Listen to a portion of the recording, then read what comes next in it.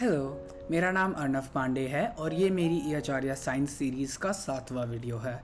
आज की वीडियो के अंदर हम फिज़िकल एंड केमिकल चेंजेस के बारे में बात करेंगे। तो इस टॉपिक के अंदर हमारे जो सब टॉपिक्स जिसके बारे में हम बात करेंगे वो हैं फिज़िकल एंड केमिकल चेंजेस, उनके कुछ एग्जाम्पल्स, और फिर इसके बाद हम रस्टिंग ऑफ आयरन के बारे में भी बात करेंगे और क्रिस्टलाइजेशन के बारे में बात करेंगे, जो कुछ दो बहुत ही इंटरेस्टिंग चेंजेस हैं। तो चलिए स्टार्ट करते हैं। तो फिर से मैं आपको याद दिला दे रहा हूँ कि जितने भी मैंने सिमुलेशंस या वीडियोस जो भी यूज़ किए हैं वो इस वीडियो के डिस्क्रिप्शन में होंगे और आप उनको आसानी से फ्री में एक्सेस कर सकते हैं और उनसे आप कुछ एक्सपेरिमेंट कर सकते हैं और इस टॉपिक के बारे में और सीख सकते हैं। तो चलिए स्टार्ट करते हैं। तो आपने जब भी कोई चेंजेस आपने अपने अराउंड नोटिस किए होंगे, कुछ भी बदलाव माने कुछ भी चेंज माने कोई भी चीज़, तो वो चेंजेस हम लोग जब पढ़ते हैं उनके बारे में, उनको चेंजेस होते कैसे हैं, उनका क्या इफ़ेक्ट होता है, तो उसके बारे में जब हम पढ़ते हैं तो चेंजेस दो टाइप के होते हैं हमारे, दो टाइप के चेंजेस होते हैं। पहला होता है फिज़िकल चेंज और दूसरा होता है केमिकल चेंज। अब इसको समझाने के लिए फ़िज़िकल चेंज के लिए सबसे पहले बहुत इजी एग्जांपल सोचते हैं। ये आपने शायद पहले भी क्लास में या पढ़ा होगा, या बहुत सिंपल एग्जांपल है। सोचिए आप एक पेपर के टुकड़े को लीजिए और आप उसी पेपर को आप कुछ फाड़ दीजिए, उस पेपर को फाड़ दीजिए। तो उस पेपर को आप फाड़ते जाइए, उसको अलग अलग टुकड़ों में तोड़िए और उसके बाद आप उन पेपरों को रखिए, उस पेपर के टुकड़ों को रखिए और देखिए क्या इसमें यहाँ पे चेंज तो हुआ है, क्योंकि हमने पहले पेपर एक बड़ा सा पेपर था, उसके बाद हमने उसको तोड़ दिया। तो हम इससे समझ सकते हैं कि देयर चेंज है हुआ है, पर वो कौन सा टाइप ऑफ चेंज है, फिजिकल चेंज या केमिकल चेंज। तो हम ये पेपर के टुकड़ों को वापस तो जोड़ के बना नहीं सकते हैं, पर पेपर में तो चेंज आया है। अब इसको दिमाग में रखिए और हम थोड़ा और सोच रहे हैं इसके बारे में। तो अब देखिए, तो फिज़िकल चेंज ऐसे ही एक और एग्जांपल मैं आपको समझाता हूँ फिज़िकल चेंज का। अगर आप एक ग्लास के बोल में कुछ बर्फ़ रखिए और उस बर्फ़ को वहीं रहने दीजिए। चलिए इसके लिए मैं आपको एक एग्जांपल भी, एक सिमुलेशन भी दिखाता हूँ। तो मैं ऐसे खोला और ये हमारे बोल में एक आइस है और हम धीरे धीरे देख सकते हैं वो आइस पिघल रही है और वो आइस पिघलते पिघलते पानी बन रही है। हम देख सकते हैं जब आइस वो गर्म हो रही है वो पानी बनते जा रही है। तो ये हम देख सकते हैं कि आइस में तो बदलाव हुआ है, पर ये कैसा बदलाव है, क्या फिजिकल बदलाव, फिजिकल चेंज है या केमिकल चेंज है। तो अब चलिए, अब मैं समझाता हूं कि फिजिकल चेंज होता क्या है। फिजिकल चेंज क्या होता है। फिजिकल चेंज इज, मैं एक डेफिनेशन देता हूं जो आपकी बुक में भी अगर दिया होगा। Physical change is when a substance undergoes change in its physical properties. और फिजिकल प्रॉपर्टीज क्या होती हैं। फिजिकल प्रॉपर्टीज आपकी हो सकती हैं shape, size, colour and state of substance. तो ये कुछ 4 टाइप्स ऑफ फिजिकल प्रॉपर्टीज होती हैं। तो जैसे हमने देखा कि हमने जब बर्फ हमारा पानी बन गया तो उसकी स्टेट ऑफ सब्सटेंस में बदलाव आया, वो पहले सॉलिड था और उसके बाद वो लिक्विड सब्सटेंस बन गया। तो ये एक एग्जांपल है। अब इससे पहले हमने जो पेपर का एग्जांपल पढ़ा था तो उसमें हमने देखा शेप में बदलाव आया। तो यही ऐसे 4 टाइप्स के अगर आपके कोई भी चेंज होते हैं तो आप देख सकते हैं या तो उसमें शेप में बदलाव होता है या साइज में या कलर या स्टेट। पर फिजिकल चेंज की कुछ और भी माने कंडीशंस होती हैं जो जिसके वजह से वो फिजिकल चेंज बनता है। फिजिकल चेंज यूजुअली रिवर्सिबल होते हैं। रिवर्सिबल माने उनको वापस जैसे पहले थे वैसे बना सकते हैं। तो जैसे हमारा बर्फ वाला एग्जाम्पल है, ये अभी पानी हो गया, लेकिन अगर इसको हम वापस बहुत ठंडी जगह में रख देंगे या फ्रिज में डाल के रख देंगे तो ये वापस बर्फ बन जाएगा। तो इसी से हम देख सकते हैं कि फिजिकल चेंजेस कभी कभी, most of the time, physical changes ज़्यादा से ज़्यादा रिवर्सिबल होते हैं। एंड जब भी फिजिकल चेंज होता है, no new substances are formed. New substances माने जो केमिकल चेंज नहीं होता है, माने कोई उसकी जैसे अगर हमने पानी को बदला तो हमने देखा कि कोई नया केमिकल फॉर्म नहीं हुआ। जैसे माने अगर हमने इसको माने हम लोग बर्फ़ से पानी तो बना रहे हैं, लेकिन असली में उसका केमिकल कॉम्पोजिशन माने वो किस केमिकल से बनता है। तो हम जानते हैं पानी का फॉर्मूला, अगर आपने केमिस्ट्री में बेसिक्स में पढ़ा होगा, कि H2O बोलते हैं पानी को। H2O माने हाइड्रोजन एंड ऑक्सीजन। तो हम उसको चाहे बर्फ़ में रखें चाहे पानी में रखें तो वो तब भी उसका केमिकल जो है, वो जो उसका केमिकल कॉम्पोजिशन वो सेम ही है, वो बदलता नहीं है। तो ये होता है हमारा फिजिकल चेंज। मैं एक बार फिर से रिकैप कर देता हूँ। Physical change is change in physical properties. Physical properties होती हैं shape, size, colour and state of substance. और फिजिकल चेंज यूजुअली रिवर्सिबल होते हैं, माने उनको वापस जैसे पहले था वैसे कर सकते हैं।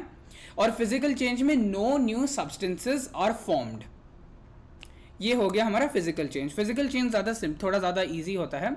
अब चलिए हम केमिकल चेंज के बारे में बात करते हैं। केमिकल चेंज का सबसे फेमस एग्जाम्पल जो काफ़ी मैंने सीखने के लिए हम यूज़ करते हैं, जो मैंने भी खुद जिससे सीखा था, वो होता है रस्टिंग ऑफ आयरन। तो आपने कभी भी अगर देखा होगा कि कोई बिल्डिंग के कहीं कंस्ट्रक्शन हो रहा है या कहीं भी पुराने माने कुछ पार्ट्स पड़े हैं या फिर आयरन का कुछ भी माने आयरन के अगर कोई सीढ़ियाँ बनी हैं या माने या शीट बनी है या कुछ भी, तो हम जब भी अगर उसको काफ़ी देर के लिए बाहर रख देते हैं या काफ़ी समय बाद अगर देखते हैं तो उस पर आपको कुछ ब्राउन रेड कलर का उस पर कुछ दिखता होगा कि उस पर कुछ लग गया है, उस पर कुछ ब्राउन ऊपर से कवर ऐसे लगता है कि लग गया है। इसको हम बोलते हैं रस्ट।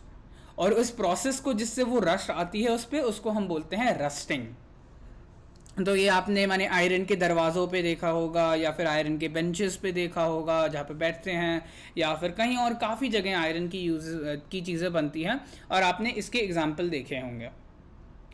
चलिए, ये होता है हमारा एक एग्जाम्पल केमिकल चेंज का। हम रस्टिंग के बारे में थोड़ा और ज़्यादा डीप में अभी थोड़ी देर बाद जाएंगे। पहले हम केमिकल चेंज क्या होता है समझते हैं। तो चलिए मैं आपको एक सिमुलेशन दिखाता हूँ। इस सिमुलेशन में हमारे पास एक रिबन होगा मैग्नीशियम का। मैग्नीशियम एक केमिकल है जो आपने अगर पीरियोडिक टेबल या केमिस्ट्री में पढ़ा होगा तो उसको हम बोलते हैं मैग्नीशियम। तो मैग्नीशियम एक केमिकल है, उसका हमारे पास एक रिबन होगा। और अब इस रिबन के साथ हम क्या करेंगे, हम इस रिबन को लेके हम इसको आँख पे लगाएंगे। तो चलिए हम करते हैं इसको सिमुलेशन में। तो ये है हमारा मैग्नीशियम का रिबन, ये सफ़ेद जो हमारे इस पे हमने इसको पकड़ा है, और ये हमारा बर्नर है जिस पे आग जलेगी। तो हमने आग को ऑन किया और हमने मैग्नीशियम को जला दिया। तो मैग्नीशियम को जब हमने जलाया, आपने अगर देखा होगा कि मैं एक बार कि उससे माने सफ़ेद धुआं निकल रहा था, जो माने ऐश की तरह पाउडरी माने जो दिखता था, जो दिख रहा होगा ऐसे जो धुआं निकल रहा था। एक बार फिर से ट्राई करते हैं इसको। तो ये हमने बर्नर ऑन किया और ध्यान से देखिए, तो हम देख सकते हैं ये फ्लेम निकल रही है, ये माने जो सफ़ेद ऐश दिख रहा है, तो ये हम निकल रहा है, इसको देख सकते हैं। तो ये केमिकल चेंज जो है, हमने जब मैग्नीशियम को आग में डाला तो मैग्नीशियम एंड ऑक्सीजन साथ में आए, हमारे पास मिला मैग्नीशियम ऑक्साइड। जो हमारे इस कटोरी में हमने इस चम्मच पे रखा है, इसको हम बोलते हैं मैग्नीशियम ऑक्साइड। मैग्नीशियम ऑक्साइड जो हमारे इसको जलाने की वजह से बना। हम देख सकते हैं कि यहाँ पे जैसे हमने पढ़ा था कि केमिकल कॉम्पोजिशन में बदलाव आया है। ओरिजिनली वो मैग्नीशियम अलग था और ऑक्सीजन अलग था, पर यहाँ पे केमिकल चेंज होने के बाद वो मिल गए, माने मैग्नीशियम ऑक्साइड बन गया। तो ये हम देख सकते हैं, एक एग्जाम्पल होता है। तो हम देख सकते हैं कि उसमें केमिकल चेंज आया है, तो जिसको हम बोलते हैं केमिकल चेंज। चलिए एक और एग्जाम्पल देखते हैं। अब हम क्या करेंगे, यहाँ पे हमारे पास ये सॉल्यूशंस हैं। तो यहाँ पे जो हमारे पास सॉल्यूशंस हैं, कॉपर सल्फेट सॉल्यूशंस हैं, कॉपर सल्फेट सॉल्यूशंस। अब हम लोग यहाँ पे क्या करेंगे, कॉपर सल्फेट में हम एक आयरन की नेल डालेंगे। अब इस आयरन की नेल डालने से क्या होगा, चलिए हम देखते हैं। तो मैं यहाँ की आयरन की नेल ली, मैंने उठाया और मैंने इस सॉल्यूशन में डाल दिया, और हम देख सकते हैं कि इसको थोड़ी देर हमने सोल्यूशन के अंदर रखा, 15 मिनट हमने सोल्यूशन के अंदर रखा, और फिर उसके बाद हम क्या देख सकते हैं कि ये सोल्यूशन थोड़ा हरा सा रंग बन गया है इसका। और ये पहले तो कॉपर सल्फेट नीले रंग का था, लेकिन इसको आयरन को इसके अंदर रखने के बाद ये हरा रंग बन गया। ऐसा क्यों हुआ, हमने जब इसमें हमने आयरन का नेल डाला, तो इसकी वजह से इसमें इसकी केमिकल कॉम्पोजिशन में चेंज आया, और इसकी वजह से ये कॉपर सल्फेट से आयरन सल्फेट सोल्यूशन बन गया है। तो यहाँ पे एग्जैक्टली रीज़न है कि माने क्योंकि जो हमारा आयरन के जो एलिमेंट में आयंस होते हैं, जो उसके आयंस होते हैं वो उसने कॉपर के आयंस को डिस्प्लेस कर दिया, जिसकी वजह से हमारा कॉपर सल्फेट जो ब्लू कलर का था, उससे हमारा केमिकल चेंज होके आयरन सल्फेट बन गया, जो हमारा हरे रंग का है। तो यहाँ पे आप एग्जाम्पल में देख सकते हैं, ये हमारा आयरन सल्फेट बन गया। तो यहाँ पे हम देख सकते हैं कि हमारे केमिकल चेंज होने की वजह से हमारे सोल्यूशन के कलर में चेंज आया। तो ये एक और एग्जाम्पल हमने देखा। तो केमिकल चेंज हम लोग जब जितने भी एग्जांपल्स, अभी और बहुत सारे एग्जांपल्स आप सीख सकते हैं, और मैंने लिंक्स डाल दूंगा, आप इनमें से और सोल्यूशन यहाँ पे सिमुलेशंस देख सकते हैं, जो बहुत सारे सिमुलेशंस हैं यहाँ पे। तो केमिकल चेंज क्या होता है? केमिकल चेंज होता है विच इज माने where new one or more new substances are formed is called a chemical change. So chemical change कहते हैं। केमिकल चेंज को एक और नाम होता है केमिकल रिएक्शन। केमिकल चेंज और केमिकल रिएक्शन एक ही चीज़ होती है। और केमिकल चेंज तब होता है जब one or more new substances are formed. तो हमने दोनों एग्जांपल जब देखे तो हम यहाँ पे आयरन सल्फेट फॉर्म हुआ, हमारा कॉपर सल्फेट से आयरन सल्फेट बना। हमने जब मैग्नीशियम वाला एग्जांपल किया था, इसमें हमारा मैग्नीशियम से मैग्नीशियम ऑक्साइड, मैग्नीशियम और मैग्नीशियम ऑक्साइड मिला के मैग्नीशियम ऑक्साइड बना। तो हम देख सकते हैं कि न्यू सब्सटेंसेज आर फॉर्म्ड। तो हमारे न्यू सब्सटेंसेज आर फॉर्म्ड। अब केमिकल चेंज जब हम करते हैं तो न्यू सब्सटेंसेस के अलावा कुछ और भी चेंजेस होते हैं। केमिकल चेंज में कभी कभी आपके हीट, लाइट या ऐसे कुछ रेडिएशन भी निकल सकता है या अब्जॉर्ब हो सकता है। दूसरा हो सकता है कि साउंड प्रोड्यूस हो सकता है, कि माने कभी कभी केमिकल्स जब एक दूसरे से मिक्स होते हैं कभी कभी साउंड प्रोड्यूस होता है। तीसरा चेंज हो सकता है कि कभी कभी स्मेल प्रोड्यूस होती है, कि अलग सी कोई स्मेल आती है। चौथा है कि कलर चेंज हो सकता है, जैसे हमने यहाँ पे देखा था कि इसकी कलर चेंज हो गया, या और गैस भी फॉर्म हो सकती है, जैसे हमने मैग्नीशियम इसमें देखा था कि माने हमारे कुछ सब्सटेंस चेंज हुआ था। तो ये कुछ 5 अलग इफेक्ट्स हो सकते हैं अदर देन द सब्सटेंस जो हमारी फॉर्म हुई है। तो ये हो गया हमारा केमिकल चेंज। अब केमिकल चेंज का एक और एग्जांपल जो आप अपने आप से बहुत इजीली ट्राई कर सकते हैं, कि अगर आपने सेब के टुकड़े को काट के आपने उसको बाहर रख दिया थोड़ी देर, तो आप देख सकते हैं कि उस पर कुछ काला काला फॉर्म हो जाता है। तो वो काला काला जो फॉर्म होता है वो भी एक केमिकल चेंज होता है, क्योंकि जो काली चीज़ें फॉर्म होती है that is changing the chemical जो केमिकल कॉम्पोजिशन जो एप्पल का है। तो वो ब्राउन कलर वो फॉर्म होता है अगर उसको आपने खाया नहीं, उसको अगर बाहर रख दिया, तो ये हमारा जो एप्पल होता है ये रिएक्ट करता है हमारे इन्वायरमेंट से, हमारे हवा से, एयर से, और उसमें वो चेंज आता है। तो ये भी होता है एक केमिकल चेंज। चलिए अब एक और केमिकल चेंज के बारे में बात करते हैं, जिसके बारे में हमने पहले भी बात की थी, जिसको बोलते हैं रस्टिंग ऑफ आयरन। तो रस्टिंग हमने पढ़ा था कि जब आयरन के ऊपर कुछ ब्राउन ब्राउन चीज़ फॉर्म होती है तो उसको बोलते हैं रस्टिंग ऑफ आयरन। तो चलिए आपके लिए मैं एक बहुत इंटरेस्टिंग सिमुलेशन लाया हूँ, जिसको अभी मैं आपको दिखाऊंगा, जो आपको रस्टिंग के बारे में सिखाएगा और एक बहुत ही सिंपल चीज़ें सिखाएगा। तो चलिए देखते हैं। तो यहाँ पे हम देख सकते हैं कि यहाँ पे हमारे पास 5 बीकर हैं, और हर बीकर के अंदर हम नेल्स डाल रहे हैं। तो इन नेल्स के साथ हमने क्या किया है, हमने पहले नेल को सिर्फ हवा में रखा है, तो इसमें सिर्फ हवा है। सेकंड वाले में हमने हवा और थोड़ा पानी रखा है। थर्ड वाले में हवा और सी का पानी और हवा रखा है। चौथे वाले में हमने बॉइल्ड पानी और थोड़ा ऑयल रखा है। और पांचवें वाले में हमने एक ड्राइंग एजेंट जो कैल्शियम क्लोराइड है सिर्फ वो रखा है। तो और हमने इनको सील कर दिया है। तो अब थोड़ा हम टाइम बढ़ाते हैं, और हम जब देखते हैं कि हमने जब थोड़ा टाइम बढ़ाया, जब माने थोड़े समय के बाद, तो हम देख सकते हैं कुछ हफ्ते बाद, फ्यू वीक्स लेटर, तो हमने उनको ऐसे ही छोड़ दिया। तो हम देख सकते हैं कि हमारे जो पहला और दूसरा और तीसरा बीकर है, इसमें हम देख सकते हैं कि रस्ट पैदा हुई है। हम इसमें देख सकते हैं कि हमको ये ब्राउन ब्राउन जो चीज़ दिख रही है, ये रस्ट, ये हम लोग को दिख रही है। तो इसका क्या मतलब है कि रस्ट के लिए हम लोग को हवा की ज़रूरत है, और यहाँ पे हम हवा की ज़रूरत है, पानी की ज़रूरत है, या फिर सी वाटर भी चलता है। तो हम रस्ट के बारे में ये समझ सकते हैं कि for rusting to happen, the process of rust, जो रस्ट पैदा करने का प्रोसेस होता है rusting, presence of both oxygen यानी हवा, oxygen and water is required. Water की जगह वाटर वेपर भी हो सकता है, जो हमारी हवा में हो सकता है।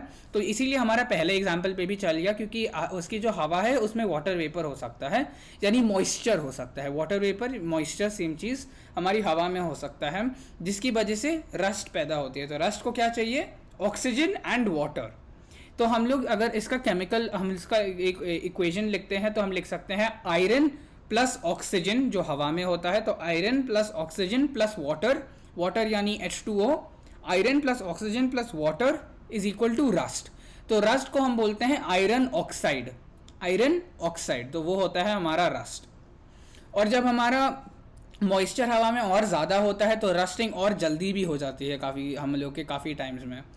लेकिन आपने सोचा होगा कि मैंने तो काफ़ी जगह आयरन देखा है जो आयरन ठीक रहता है, माने उस पर रस्ट नहीं होता है। तो ऐसा अगर आपने कभी देखा होगा तो हम लोग रस्टिंग को रोक भी सकते हैं। तो जैसे हम यहाँ देख सकते हैं कि इन दो एग्जाम्पल्स में जब हमने यहाँ पे ऑयल रखा था तो हम लोग देख सकते हैं कि इसको पानी से भरने के बाद इसमें हमने ऑयल डाल दिया, तो बॉईल करने की वजह से और ऑयल डालने की वजह से क्या हुआ कि यहाँ पे ना हमारा ऑक्सीजन, हमारी मॉइस्चर नहीं मिल रहा है क्योंकि ऑयल ने उसको ऊपर से रोक लिया है। तो हमारा कोई भी मॉइस्चर उसके बाहर से जा नहीं पा रहा है, और क्योंकि ये बॉइल्ड वाटर है उसके अंदर कोई मॉइस्चर नहीं पैदा हो रहा है। और यहाँ पे भी हमारा ड्राइंग एजेंट है, तो इसका मतलब है कि हवा में जो भी मॉइस्चर था, यहाँ पे जितना भी हवा पैदा थी उसमें जितना भी मॉइस्चर था, ये ड्राइंग एजेंट ने उसको अब्जॉर्ब कर लिया। तो ऐसे ही सिमिलर तरीके से हम जब मेटल्स लेते हैं, आयरन लेते हैं और उस पर कुछ कोट्स लगाते हैं, तो हम लोग क्या करते हैं, हम उस पर हम लोग आयरन के ऊपर हम लोग ग्रीस का कोट लगाते हैं, ग्रीस बोल सकते हैं, पेंट लगा सकते हैं। इसके अलावा हम लोग मेटल्स भी यूज़ कर सकते हैं, जैसे क्रोमियम यूज़ करते हैं, जिंक यूज़ करते हैं। तो ये दो अगर मेटल्स हम लोग आयरन को कवर कर देते हैं पूरी तरीके से, तो क्या होता है कि ये उसको ऑक्सीजन या फिर वाटर के कॉन्टैक्ट में आने से रोकता है, और इसकी वजह से क्या होता है कि वो मेटल, हमारा आयरन जो होता है वो रस्ट नहीं होता है। और इस प्रोसेस को एक नाम दिया है, जब हम आयरन पे जब कोई लेयर लगाते हैं ताकि उसको रस्ट ना हो, ताकि प्रिवेंटिंग रस्ट, जब हम जिंक लगाते हैं तो उसको बोलते हैं गैल्वेनाइजेशन। गैल्वेनाइजेशन जब हम आयरन पे जिंक लगाते हैं ताकि वो रस्ट ना हो। तो ये प्रोसेस हम आपने कभी भी घर की जो पाइप्स पे होता है, माने पाइप्स जो हम लोग प्लम्बिंग में यूज़ होते हैं या ऐसे कहीं भी पाइप्स होते हैं, तो ये गैल्वेनाइज्ड पाइप्स होते हैं। गैल्वेनाइज्ड माने इस पे जिंक की कोट लगी होती है ताकि वो रस्ट ना हो। और ये काफ़ी चीज़ों में यूज़ होते हैं, कहीं जगह ज़्यादा से ज़्यादा जहाँ आयरन का यूज़ होता है वहाँ पे ये गैल्वेनाइज्ड आयरन होता है। तो चलिए अब मैं एक वीडियो दिखाता हूँ आपको, एक बहुत इंटरेस्टिंग वीडियो जिसपे हम एक और हम लोग फिजिकल चेंज प्रोसेस के बारे में बात करेंगे, जिसको बोलते हैं क्रिस्टलाइजेशन। क्रिस्टलाइजेशन आपने शायद पढ़ा होगा कि जब हम लोग सॉल्ट को हम सी से निकालते हैं तो वो कैसे होता है, तो क्रिस्टलाइजेशन उसी प्रोसेस को बोलते हैं। और क्रिस्टल्स होते क्या हैं, क्रिस्टल्स वो छोटे छोटे माने चीज़ें, जैसे शुगर के क्रिस्टल्स होते हैं, चीनी या फिर सॉल्ट, माने जो ऐसे जब छोटे छोटी चीज़ें होते हैं जो क्रिस्टल्स फॉर्म होते हैं उनको बोलते हैं क्रिस्टल्स। अब क्रिस्टलाइजेशन को दिखाने के लिए तो क्रिस्टलाइजेशन को हम बोलते हैं कि क्रिस्टलाइजेशन का मतलब क्या होता है। Crystallisation is the process where crystals of pure substances can be formed from solutions। तो सॉल्यूशंस किसके होंगे, वो प्योर सब्सटेंसेस के सॉल्यूशंस होंगे जिसमें से हम क्रिस्टल्स फॉर्म करेंगे। तो वो क्रिस्टल के फॉर्म करने के प्रोसेस को हम बोलते हैं क्रिस्टलाइजेशन। और ये होता है फिजिकल चेंज, क्योंकि वो क्रिस्टल को आप वापस उस सॉल्यूशन में बदल सकते हैं गर्म करके, या उसको गर्म करके आप सॉल्यूशन में बदल सकते हैं। तो चलिए मैं आपको एक बहुत अच्छा वीडियो दिखाता हूँ जो मुझे मिला था, और जिसको आप अपने हिसाब से भी देख सकते हैं, या फिर आपके पास अगर ये एक्सपेरिमेंट के लिए सब ये चीज़ें हैं तो आप ये खुद भी ट्राई कर सकते हैं। तो इस एक्सपेरिमेंट के लिए यहाँ पे क्या किया है इन लोगों ने, हमारे यहाँ पे इन्होंने एक धागा लिया है, यहाँ पे धागा लिया है, यहाँ पे ये जो चीज़ है ये है कॉपर सल्फेट सोल्यूशन। तो कॉपर सल्फेट को पानी में मिक्स करके ये कॉपर सल्फेट सोल्यूशन बना दिया है, कॉपर सल्फेट सोल्यूशन। और ये है कॉपर सल्फेट, तो ये सॉलिड में कॉपर सल्फेट है और ये कॉपर सल्फेट सोल्यूशन है। तो चलिए वीडियो को आगे बढ़ाते हैं और देखते हैं क्या कर रहे हैं। तो यहाँ पे बर्नर पे इनने आग लगा दी है। तो बर्नर पे आग लगाने के बाद यहाँ पे इन्होंने जो हमारा कॉपर सल्फेट सोल्यूशन था इसमें हमारे कॉपर सल्फेट सोल्यूशन को रख दिया है। और इसके बाद ये क्या कर रहे हैं कि यहाँ पे कॉपर सल्फेट को ऐड कर रहे हैं। तो मैं समझाता हूँ ये क्यों कर रहे हैं। तो जब यहाँ पे कॉपर सल्फेट को ऐड करके उसमें मिक्स कर देंगे तो क्या होगा कि जो कॉपर सल्फेट की जो सॉलिड पार्टिकल्स हैं, जो सॉलिड है, वो मिक्स हो जाते हैं पानी में। जैसे अगर आप कभी भी माने नमक को पानी में मिलाते हैं, अगर आपने कभी नींबू पानी में बनाया हो तो नमक या फिर चीनी को जब पानी में डालते हो तो मिक्स करते हो तो वो अपने आप मिक्स हो जाता है थोड़े समय में। वैसे ही हम यहाँ पे कॉपर सल्फेट के सॉलिड पार्टिकल्स को उस सोल्यूशन में मिक्स कर रहे हैं। और यहाँ पे इस प्रोसेस को जो हम कर रहे हैं इसको बोलते हैं सुपर सैचुरेशन। ये आपने शायद पढ़ा होगा। और हम बना रहे हैं सुपर सैचुरेटेड सोल्यूशन। इसका मतलब क्या है, हम जो उसको गर्म कर रहे हैं जिसकी वजह से वो पार्टिकल्स मिक्स होना ज़्यादा आसान हो जा रहे हैं। और हम इतना मिक्स कर रहे हैं, उसको तब तक मिक्स कर रहे हैं कि जब तक माने और पार्टिकल्स मिक्स नहीं हो सकते। माने कि अगर हम उसमें और मिलाएंगे और उसमें मिक्स करने की कोशिश करेंगे तो वो मिक्स हो ही नहीं पाएंगे। तो वो मैक्सिमम जितना हो सकता है, जितना ज़्यादा हो सकता है, हमने उसमें कॉपर सल्फेट को मिक्स कर दिया और इस सोल्यूशन में कॉपर सल्फेट डाल दिया है। अब यहाँ पे देखते हैं अब क्या करते हैं। यहाँ पे उन्होंने मिक्स कर दिया है और यहाँ पे कॉपर सल्फेट इसको अच्छे से मिक्स कर दे रहे हैं। यहाँ पे दिखा रहे हैं कि यहाँ पे कुछ भी माने कॉपर सल्फेट के पार्टिकल्स नहीं बचेंगे, पूरा अच्छे से मिक्स हो जाएगा। उसके बाद यहाँ पे क्या किया है, इनने धागा लिया है और इस धागे को एक पेंसिल पे लगा दिया है, और उस पेंसिल पे लगाने की वजह से क्या है, वो माने कप के हमारे ग्लास के बीच में रहेगा और कहीं साइड साइड पे चिपकेगा नहीं। तो यहाँ पे उसको लगा कर छोड़ दिया है। और अभी मैं अभी जैसे ये अभी इसको हम देखेंगे तो इस धागे का मतलब हम समझेंगे कि धागा रखा क्यों है। तो अब इनने हमारा जो गरम copper sulphate super saturated solution जो है उसको हम इस ग्लास में डाल देंगे। तो इनने ग्लास में डाल दिया है और यहाँ पे हम क्या देख सकते हैं कि जब हम ग्लास में डाल रहे हैं तो इसको हम क्या करेंगे, इसको ग्लास में डालने के बाद हम इसको थोड़े समय के लिए रख देंगे। इसको 1-2 दिन के लिए हम लोग एक दिन के लिए इसको रख देंगे और इसके बाद हम क्या करेंगे, इसको ठंडा होने देंगे। और जब ठंडा हो जाएगा तो आपको शायद कुछ दिख भी रहा होगा, तो जब ठंडा हो जाएगा तो हम क्या देख सकते हैं, जो हमारा धागा है, अब हम उस धागे को उठाएंगे तो ये देख सकते हैं कि हमारे क्रिस्टल्स फॉर्म हो गए हैं। तो ये क्रिस्टल्स हमारे कॉपर सल्फेट के ही बने हैं। और अब मैं समझाऊंगा कि ये बनते क्यों हैं, लेकिन आप यहाँ पे ध्यान से देख सकते हैं कि उस धागे पे इस हमारे क्रिस्टल्स बन गए हैं। तो चलिए यहाँ पे इन्हें एक्सप्लेनेशन भी दिया और मैं आपको समझाता भी हूँ कि ये हुआ क्यों है। तो यहाँ पे क्या हुआ है कि जब हमने जब कॉपर सल्फेट को सोल्यूशन में डाल दिया है और उसका टेम्परेचर बढ़ाया है, तो टेम्परेचर बढ़ाने की वजह से जितना वो नॉर्मली रूम टेम्परेचर पे कॉपर सल्फेट अब्जॉर्ब कर पाता है उससे ज़्यादा उसने डिजोल्व मैंने जितना कर पाता है उससे ज़्यादा कर लिया है। तो मैंने जितना ज़रूरत से ज़्यादा कर लिया है क्योंकि वो गर्म था। और अब इसकी वजह से क्या हो रहा है कि जब वो रूम टेम्परेचर पे जा रहा है तो जितने भी एक्स्ट्रा जितने भी एक्स्ट्रा कॉपर सल्फेट पार्टिकल्स उसने डिसॉल्व कर लिए थे सुपर सैचुरेटेड में, वो सब बाहर उसको प्रेसिपिटेट करता है, माने उसको बाहर निकाल देता है। और वो बाहर निकालने की वजह से वो सब जाके जो धागा है धागे पे चिपक जाते हैं और ये क्रिस्टल्स फॉर्म करते हैं। ठीक है, तो क्या होता है, जो जितना भी कॉपर सल्फेट जब रूम टेम्परेचर पे जाता है, जितने भी एक्स्ट्रा सुपर सैचुरेटेड पार्टिकल्स होते हैं, जो हमारे चीज़ें होती हैं, वो सब जाते हैं और हमारे धागे पे जले जाते हैं और धागे से वो क्रिस्टलाइज हो जाते हैं और क्रिस्टलाइजेशन प्रोसेस होता है जिसकी वजह से वो क्रिस्टल्स फॉर्म हो जाते हैं। तो ये बहुत ही सिंपल एक हमारा एग्जाम्पल होता है और ये समझने के लिए बहुत इंटरेस्टिंग होता है कि ये क्रिस्टलाइजेशन फॉर्म होते कैसे हैं। और जैसे ही हमने पढ़ा था कि ये भी एक फिजिकल चेंज ही है, क्योंकि ये क्रिस्टल्स वापस आप इसको अगर गर्म कर देंगे तो ये वापस हमारे सोल्यूशन में डिसॉल्व हो जाएंगे और ये वापस हमारे कॉपर सल्फेट सोल्यूशन में बन जाएंगे। अगर आपको यही एग्जाम्पल कोशिश करना है तो आप पानी और नमक के साथ कर सकते हैं या पानी और चीनी के साथ भी कर सकते हैं। बहुत सारी आप एग्जाम्पल्स कर सकते हैं जिससे आप ये क्रिस्टलाइजेशन देख सकते हैं। तो आज के लिए बस इतना ही। आज हमने क्या पढ़ा है, हमने केमिकल और हमने जो पढ़ा था, हमने फिजिकल और केमिकल चेंजेस के बारे में पढ़ा है। हमने रस्टिंग ऑफ आयरन के बारे में भी पढ़ा था कि जैसे हमने आयरन को ऑक्सीजन और मॉइस्चर को वाटर को साथ में मिलाया तो हमारा आयरन ऑक्साइड बनता है। और हमने लास्ट में क्रिस्टलाइजेशन के बारे में पढ़ा, जैसे हमने अभी पढ़ा था क्रिस्टलाइजेशन कैसे हमारे सुपर सैचुरेटेड सोल्यूशन को हम नॉर्मल टेम्परेचर पे रखने से वो पार्टिकल्स हमारे प्रेसिपिटेट हो जाते हैं, बाहर निकल आते हैं और वो क्रिस्टल्स फॉर्म हो जाते हैं। तो बस आज के लिए इतना ही। मुझे उम्मीद है कि ये वीडियो ने आपकी मदद की और इसने आपको समझने में मदद की।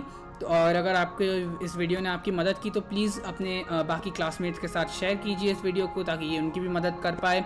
जितने भी सिमुलेशन और जो भी वीडियोस देखे हैं, जो यूज़ किए हैं, वो हमने लिंक हमारे वीडियो की डिस्क्रिप्शन में होंगे। प्लीज़ वीडियो को लाइक भी करिए और चैनल को सब्सक्राइब कर दीजिए। And thank you so much for watching. And मैं आपके लिए कुछ और वीडियोज़ लाऊँगा नए सिमुलेशंस के साथ।